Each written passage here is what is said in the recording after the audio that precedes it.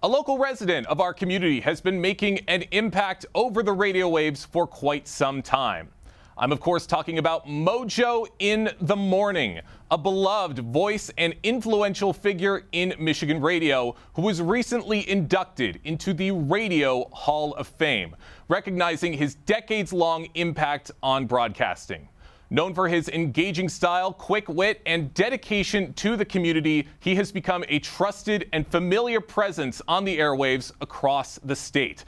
And here to tell us more about the honor is the man himself. Mojo in the Morning is joining us this morning on The Splash. Mojo, great to have you with us.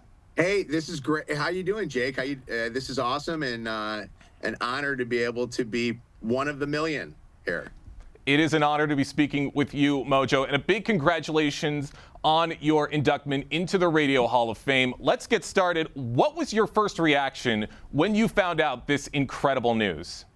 It's actually on our Mojo in the Morning Instagram and Facebook. They were taping it at the time. I cried. I got emotional. I started, Jake, the way that you are doing this right now. I started local cable access in my hometown in the suburbs of Chicago, and never did I ever think I was going to ever be on the radio, nor did I ever think that I'd get honored with the opportunity to be in the Radio Hall of Fame, which is part of the Museum of Broadcast Communications and is located in Chicago. And it's wild because we went there as a show and got a chance to kind of walk around. And as kids, you watch a lot of TV shows. I would watch all the time the late night shows and the daytime shows that were on. We were amongst, people that were in there, like the legendary Johnny Carson, Jimmy Fallon, as well as Bozo the Clown, like all these people, and then all the other radio people like Casey Kasem, J.P. McCarthy from, Michigan, television people like Bill Bonds, who Bill is also a West Bloomfield resident. And so it's a very cool experience, and honestly, it's a complete honor, and I don't think I deserve it, but I humbly accept it, and I hope I can become rich because of it. Hey, you absolutely deserve this honor, Mojo, for everything that you have done to radio. And you just listed off a lot of big names, probably a lot of your idols. How does it feel to be recognized alongside some of the most iconic radio figures that there are out there? Well, that night that I was inducted, and you've been showing pictures here on The Splash, I was inducted with Alice Cooper, who is a Detroiter and a legendary rocker, but also has an amazing radio show. There's the great picture, and you can see Alice over to the right there. Colin Cowherd has got a nationally recognized sports talk show. His show is amazing. Some of the biggest broadcasters in the business work for Julie Talbot, who is the person who was the first person inducted. She runs Premier Radio Networks. She was Rush Limbaugh's boss at one point, and now is the boss of Ryan Seacrest. So it was cool. I mean, Jake, I don't know what your aspiration is in life, but when I was working for Jones Intercable, Channel 4, and doing the local football games in the area, honestly, I thought that was the coolest moment of my life. At that moment, I was trying to live in every single moment that I was in, but I would have only dreamed of being able to be in a Hall of Fame. So, I mean, I was a kid who grew up and went to high school and never won awards at all. I couldn't win student council. Now I'm in the Radio Hall of Fame. That's pretty awesome. That is really, really awesome. And you were just touching upon some of your past, like growing up. What originally drew you to radio, and what has kept you passionate about it all these years?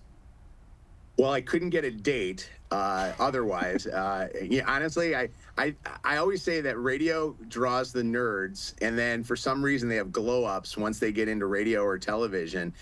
I love the idea that I could be part of people's lives. We have so many listeners that are from, my hometown of West Bloomfield.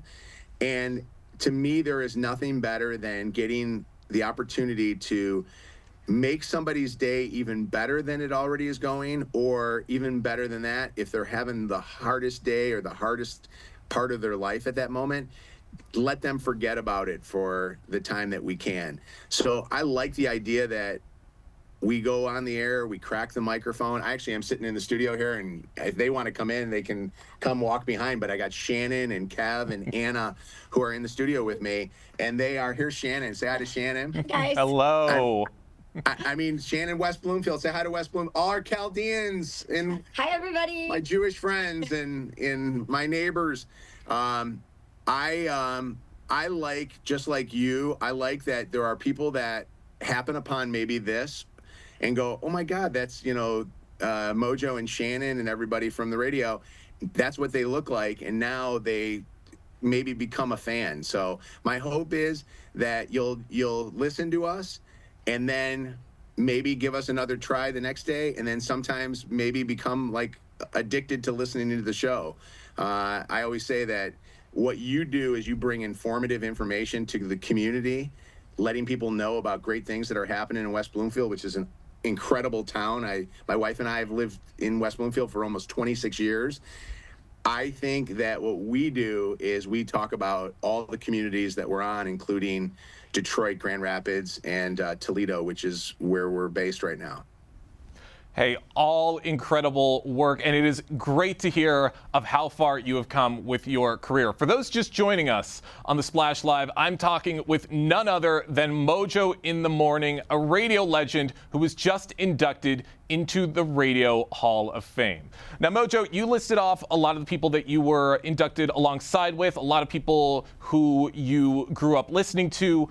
Are there any particular mentors, colleagues, or even some listeners that you'd like to credit for helping shape your career and what it is now?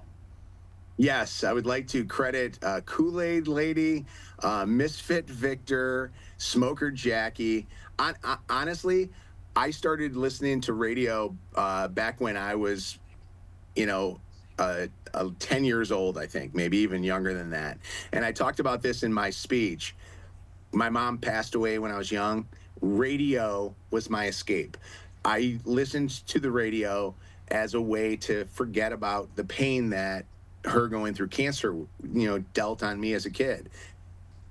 Then when I got into radio, I got a chance to work with great, talent over the years. Like the first guy that gave me a job was a guy by the name of George McFly, who people in this area may not know, but he's a legend in Chicago. And then coming to Detroit, I had an opportunity over the years to work against Drew and Mike. Drew was a guy that I always had such a fondness for. And then honestly, you just saw Shannon just a second ago. Shannon's been my sister in radio, but also my sister in life. Now for so many years, I don't know, 12, 15, 20 years, 17 years. I know Shannon as well as anybody. We both have dealt with heartache and pain together, but we've also dealt with the highest of highs together. She keeps me sane and sensible in the studio, and I get a chance every day to work with Kevin and Anna and two great Chaldeans, Lydia and Bianca, who are incredible people. So honestly, I would say my mentors right now are truly everybody that every single day that I get a chance to work with, who come to work at a very ungodly hour of the morning and put on the greatest show, I think, in the history of Detroit radio. I love it. And you're absolutely right. Everybody needs a strong team, and you have a very strong team with you with your show. Now, Mojo, you said that you have been on the air for about 17 years. What do you believe has been 17? My apologies. Shannon's been with me. So in Detroit, it's Detroit Mojo in the Morning is going to be 26 years old on February 21st. I've been on the radio. I'm 55. I've been on the air since I was 18 years old, and then when I was 17 was when I worked in cable. So I've been doing this way longer than I had ever thought I would. And honestly, I don't know anything else. If West Bloomfield wants to hire me as a crossing guard, I'll stand out in front of Orchard Lake Middle School and I'll hold that sign. But I'm hoping to do this until the end. That's fantastic. And like you said, long time on the radio. what do you believe has been the key to maintaining such a strong connection with your audience over the years? Being able to move with the times, to understand that you can't rest on your laurels. You got to come every single day, and having the trust that when you don't come in and have a good show, that the listeners know what a good show sounds like, and they'll be back the next day, and you just got to make sure you bring it. I always say that, we're like the I don't know, the New England Patriots, that have won so many different Super Bowls. People always know what it's like to win a Super Bowl. The year that we don't win a Super Bowl is when they'll talk the most. We're going to have bad days, but you know what? Our goal is we're going to try to come and bring it the next day and make it just as good. And then the other thing too is living in the community. People see me in West Bloomfield. Like people know where we all live because we talk about where we live and what we're all about. And I think that just like the fact that I've taken to West Bloomfield as my hometown, I think that people get that, and they don't want to hear a nationally syndicated show. So that's always been a plus for us. Well, you have made such an impact, and I cannot wait to see what else there is to come in the future with you, Mojo. There's so much more to see. And going back to the Hall of Fame recognition, how do you hope that this recognition reflects on your legacy in broadcasting? Well, I'm not dying and I'm not retiring. So I hope that people, usually in sports, you only get a Hall of Fame when you're retired. So I hope that people don't think that this is the end.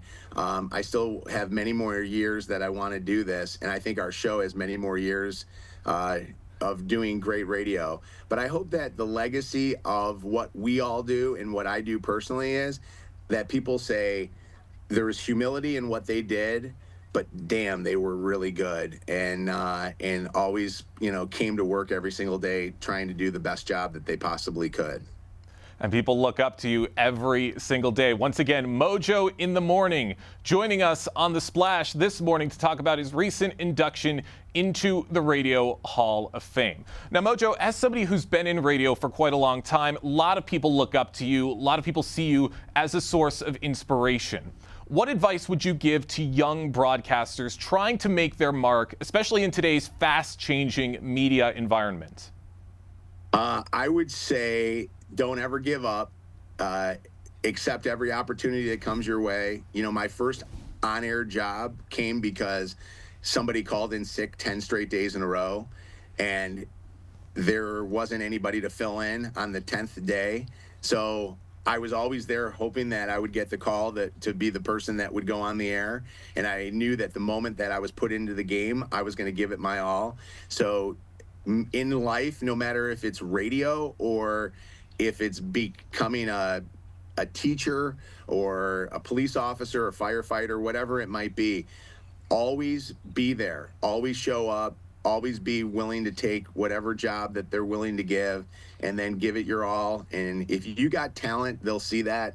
And in my case, I don't think my talents were what got me to this point. I think it was definitely the hard work and the dedication of making sure that each and every day I was going to be great for whoever I was working for.